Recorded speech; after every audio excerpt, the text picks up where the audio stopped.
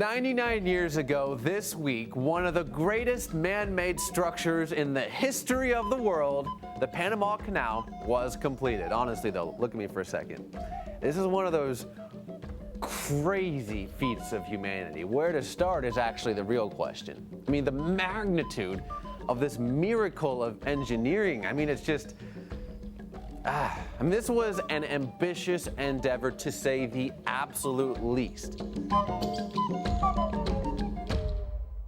For the first time in history, also known as Forever Ever, someone created a man-made passage between the Earth's western and eastern hemispheres. They opened a literal bridge between the Atlantic and Pacific Oceans. It changed the way the entire world was navigated. Architects and engineers from all over the world quickly dubbed the canal one of the 7 wonders of the world. But here in the Treehouse, we call it pretty much the sweetest shortcut ever. Okay, let's talk about it.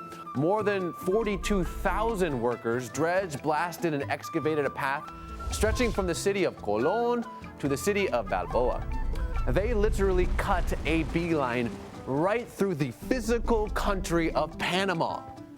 More impressive than what it does is how it does it. Just as it did in 1914, it does today. The Panama Canal works like a set of stairs. That should set off some "what are you talking about" alarms in your head. I mean, how can water act like stairs?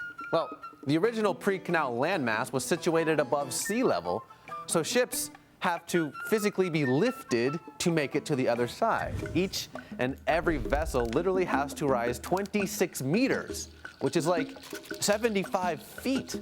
Now, when a ship arrives from the Atlantic or Pacific, it enters a series of lock gates, or chambers. The first gate closes with the ship inside, and then water is pumped in it. When the water level is equal to that of the next chamber, the gate opens and the ship passes through to yet another chamber, where the process occurs again. There are 3 separate steps up. When that process is complete, the ship will stabilize and pass through the man-made Gaton Lake, where the vessel will enter yet another series of lock gates, only this time to bring it back down to sea level. Do it with me. Mind blown.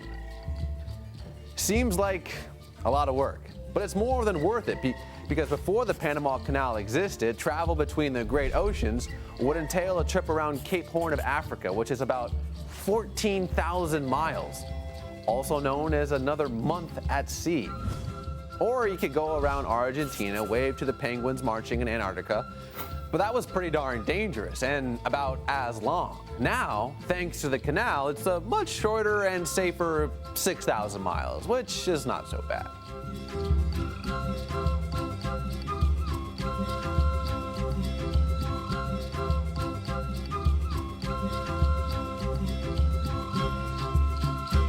Now, stick around for a different kind of wonder when we come back.